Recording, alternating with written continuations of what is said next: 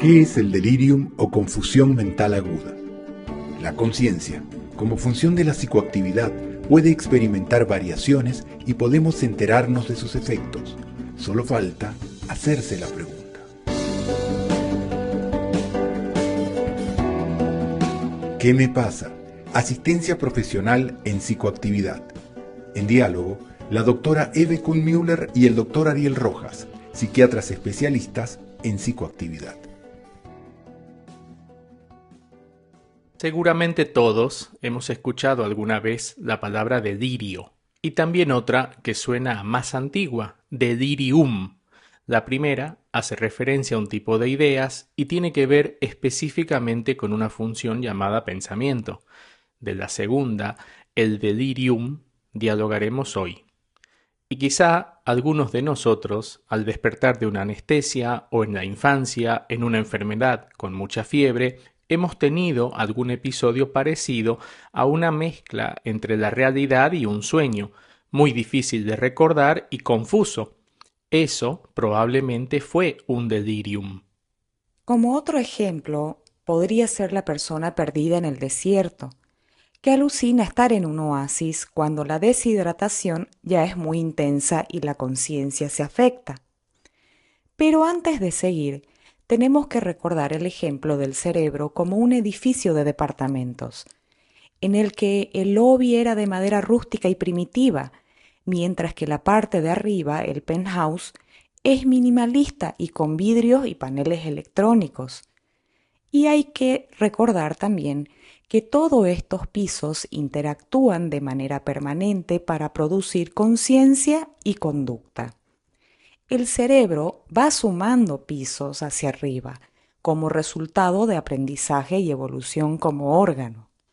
Con esa lógica de un edificio, podemos llamar a las funciones cercanas al lobby como funciones inferiores, no porque sean menos importantes, sino porque son más antiguas, y si examinamos, encontraremos en esa parte del cerebro a funciones vegetativas como la regulación del ritmo cardíaco y la frecuencia respiratoria.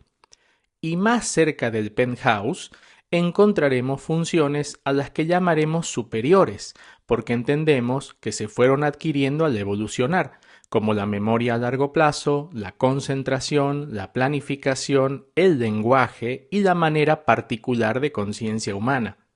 Esta última que mencionas, la conciencia humana, seguramente tiene oficinas en los pisos de abajo, pues el estar despierto pudo haber evolucionado hacia la conciencia racional que deberíamos de tener, pero igual es una función primitiva.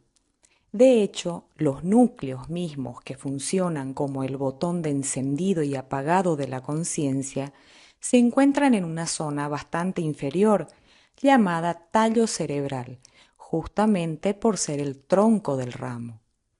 Es verdad lo que dices. Y por eso podríamos hacernos esta idea del delirium o síndrome confusional agudo, que es el tema del que estamos hablando. Sea por la causa que fuere, el cerebro está sufriendo de insuficiencia para mantener todos los servicios de los pisos del edificio funcionando. Obviamente, los más perjudicados son los pisos de arriba, pero el problema ya está alcanzando los niveles más inferiores, es decir, está alterando la conciencia. Un buen intento para evaluar el estado de conciencia, porque involucra la capacidad de comprender al entorno y reaccionar de una manera predecible y en consecuencia a la realidad, es la escala de Glasgow, una forma de medición que se la puede buscar en Internet. Lo característico del delirium son estados de fluctuación del estado de conciencia o un estado de confusión mental, donde la persona, además de sufrir una pérdida de la orientación, memoria y una falta de expresión coherente, puede padecer estados de conciencia alterados como un estado de agitación extremo, por ejemplo, y por otro lado el estupor. Así que en un momento hablaremos sobre qué conducta debo tomar frente al delirium. ¿Qué me pasa? Asistencia profesional en psicoactividad. Puedes contactarnos ingresando a nuestra página web www.quemepasa.com.bo y también a través del Facebook con @quemepasapsicoactividad. Continuamos.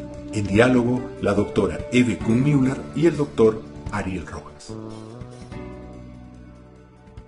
Hasta ahora, al hablar de los problemas de la psicoactividad, nos referíamos en términos de balances y concentraciones, y que en situaciones como las crisis de pánico, la ansiedad y la depresión pueden realmente ser muy intensos para quien los padece. Sin embargo, cuando hablamos de delirium, estamos hablando de un sufrimiento agudo de la psicoactividad, que requiere de una intervención médica urgente para encontrar la causa que lo está provocando. Porque la causa puede ser variable, desde algo infeccioso, como una meningitis, algo metabólico, como la deshidratación, por ejemplo, o algo vascular, relacionado a una vena o arteria en el cerebro.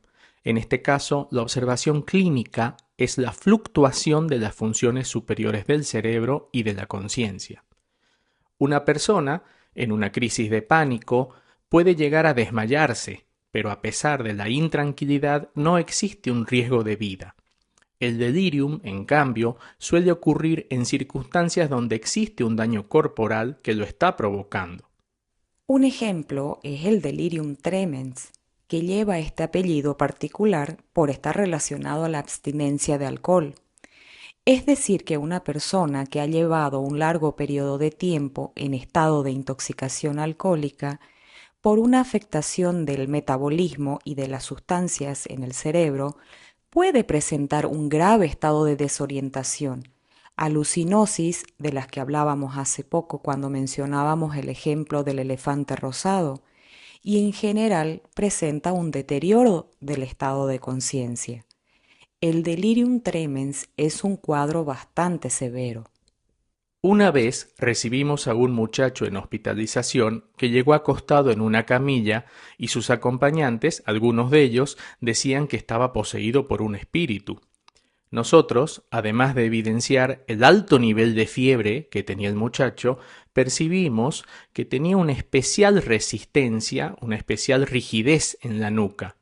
Lo derivamos a otro hospital y luego nos enteramos que el muchacho padecía de una meningitis, le habían hecho una punción lumbar y ahí habían detectado la meningitis y por tanto las alteraciones de su conducta y conciencia se explicaban por la presencia de un cuadro que llamamos delirium febril, causado por fiebre. A pesar de estos casos, nuestra mayor experiencia en delirium corresponde a la alta incidencia que tienen personas de edad avanzada, también en personas después de cirugías mayores y personas que se encuentran en terapia intensiva. Pero con frecuencia y debido a enfermedades o medicaciones que toman, las personas de edad avanzada tienen una gran vulnerabilidad en padecer episodios de confusión mental, en ellos explicados por el deterioro más que por una urgencia médica. Entonces, más allá de conocer su causa, lo importante del delirium es tratar sus manifestaciones, sea con sedación correspondiente o uso de neurolépticos o antipsicóticos. Una recomendación es mantener a la persona con las luces encendidas, pues consideramos que la conciencia tiende a deprimirse menos cuando hay una estimulación lumínica constante. Excepto en la mayoría de las personas que están en terapia intensiva, que reciben medicación para apagar los pisos de arriba y que su fluctuación no genere el cuadro de delirium, pues de lo que se trata ese tipo de asistencia es que la conciencia, la conducta, no sea un obstáculo para recibir el tratamiento. Queríamos tocar el concepto de delirium porque involucra la fluctuación más intensa de una de las funciones pilares en la psicoactividad, la conciencia misma, y para poder diferenciarla de otras manifestaciones de las que esperamos seguir hablando en el futuro. ¿Qué me pasa? Asistencia profesional en psicoactividad. Los invitamos a escuchar ahora las conclusiones al respecto de este tema. El delirium o síndrome confusional agudo implica una alteración corporal que impide al cerebro sostener sus funciones superiores y hace fluctuar el estado de lucidez o conciencia. Las causas pueden ser muchas y los tratamientos suelen requerir medicación psicoactiva, por lo que lo más importante es la asistencia profesional adecuada. ¿Qué me pasa? Asistencia profesional en psicoactividad. Hemos escuchado el diálogo entre la doctora Eve Kuhn-Müller y el doctor Ariel Rojas. Si quieres contactarte con nosotros, puedes hacerlo a través de nuestra página web www.quemepasa.com.bo o a través del Facebook. Nos puedes encontrar con @quemepasapsicoactividad. No olvides suscribirte a nuestro canal de YouTube y dejarnos tus comentarios. Nos vemos pronto en un nuevo capítulo aquí en ¿Qué me pasa? Asistencia profesional en psicoactividad.